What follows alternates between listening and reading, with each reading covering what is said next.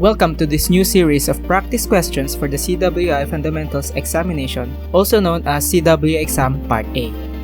I will be discussing 5 random CWI Fundamentals questions and explaining the rationale of all the choices, even the wrong ones, so that when you take the exam, you will have the mindset and the right concepts equipped, giving you a high chance of passing the CWI exam.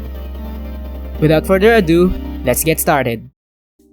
The material property that best describes its ability to withstand the load is letter A, hardness, letter B, toughness, letter C, tensile strength, letter D, fatigue strength, letter E, torsional strength.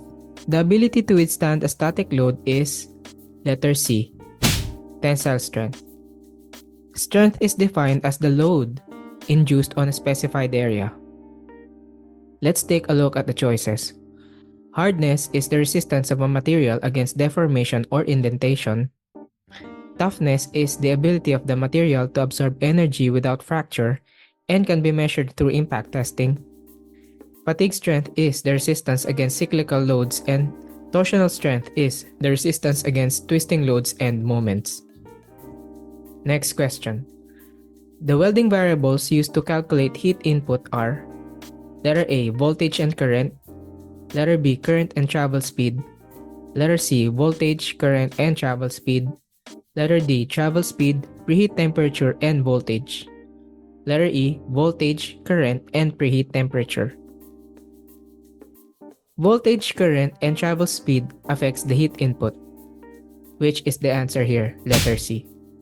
Voltage is the amount of electricity induced in the base metal. The current, similar to voltage, increases the heat input as the amount of electricity increases. If you remember, heat input is a function of energy per unit time, which the formula of power is voltage times current. The travel speed is measured by the length of the weld deposited in an amount of time. The faster the travel speed, the lesser heat input is produced, while a slower travel speed, meaning the electrode is almost staying at one point in the base metal, then the heat input will be higher. Preheat temperature does not have anything to do with heat input but will have something to do with the grain structure of the material, which then affects the material's hardness and weldability. Next question. In general, an increase in the carbon equivalent of a carbon steel will result in an increase in its letter A, ductility, letter B, hardness, letter C, defects, letter D, toughness, letter E, all of the above. An increase in carbon will increase hardness, which is the answer here, letter B. Similarly, an increase in carbon also increases the tensile strength. Hardness and ductility is somehow works opposite to each other, so that's the answer. Defects do not have anything to do with this and is caused by several factors such as workmanship, poor preparation, poor heat treatment, etc.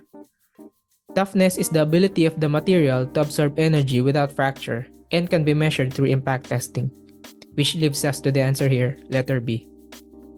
As the temperature of the base metal is increased, letter A, impact strength decreases, letter B, tensile strength decreases, letter C, ductility decreases, letter D, hardness increases, letter E, tensile strength increases.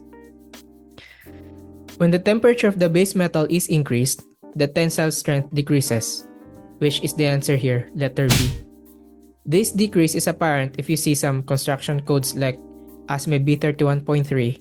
You can see that the strength decreases if the metal is subjected to higher temperatures. These metals tend to become softer, so to speak, because of the increased molecular activity due to the higher energy input, which is the consequence of higher temperature. For the choices, impact strength decreases on colder temperatures, not high. That is why you need impact testing when welding at frigid temperatures. Decrease in ductility is synonymous with a decrease in impact strength. Hardness and tensile strength increase is the direct opposite of the answer, as hardness and tensile strength is almost synonymous to each other. Knowing the effects of temperature to the base metal is an essential knowledge base in the Part A of the CWI exam, so you need to know this. Next question. A weld inspection plan should be developed A. Before welding begins, B. During welding. C. After welding is completed. D. Before shipping the work. Letter E. Only when there's a problem. A weld inspection plan should be developed before the welding begins, which is the answer. Similar to an inspection test plan, which must be approved prior to the actual inspection activity.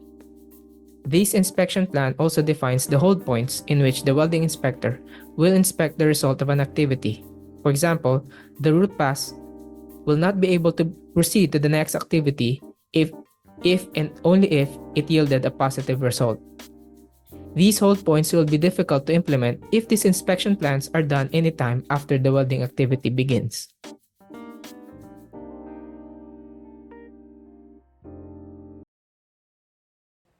If you have questions, do not forget to comment down below and also like this video as it will help the algorithm find like-minded viewers like you who are looking guides for the CWI exam. And if you want more of these kinds of videos, I have tutorials on CWI practice questions, writing welding documents, and many more. Click these playlists right here. Do not forget to subscribe and turn in the notification bell for the latest videos. See you on the next one.